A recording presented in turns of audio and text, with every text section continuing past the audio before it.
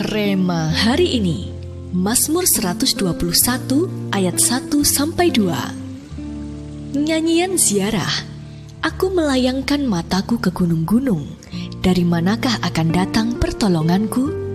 Pertolonganku ialah dari Tuhan yang menjadikan langit dan bumi.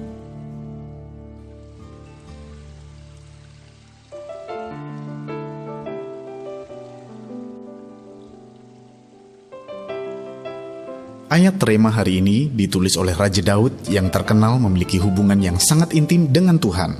Dari semenjak Samuel mengurapi Daud menjadi raja atas Israel menggantikan Saul, Daud selalu mengikut sertakan Tuhan dalam segala rencananya.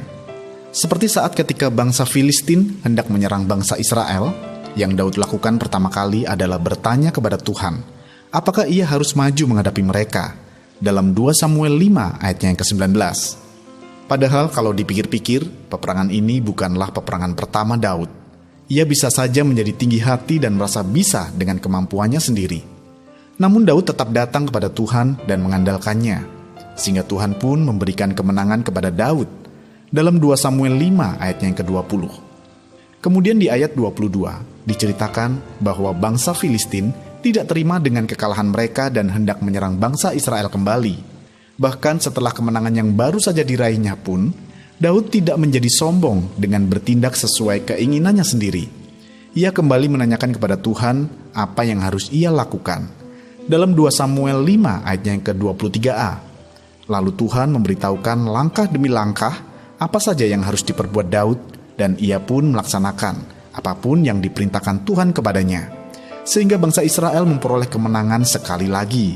Dalam 2 Samuel 5 ayat ke-23b sampai dengan 25. Daud menyadari bahwa segala yang ia punya adalah dari Tuhan, termasuk segala kemenangan yang diraihnya.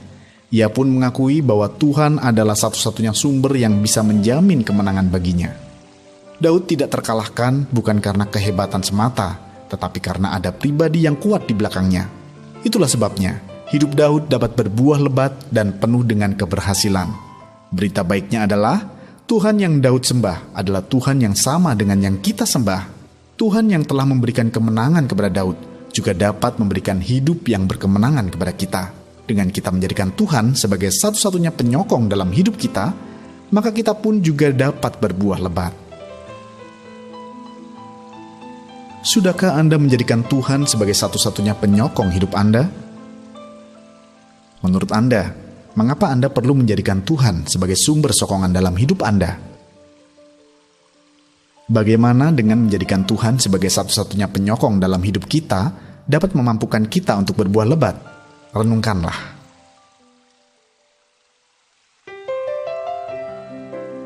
Ya Tuhan, ampunilah kami apabila kami selama ini masih seringkali mengandalkan diri kami sendiri atau orang lain sebagai penyokong hidup kami. Mulai kini kami mau belajar untuk senantiasa mengandalkan Engkau dalam segala hal, sehingga kami boleh mengalami hidup yang berbuah lebat dan berkemenangan bersama denganmu. Dan kami pun jadi berkat bagi sekeliling kami untuk kemuliaan nama-Mu. Di dalam nama Tuhan Yesus kami berdoa. Amin. Satu-satunya penyokong yang bisa menjamin keberhasilan kita adalah Tuhan.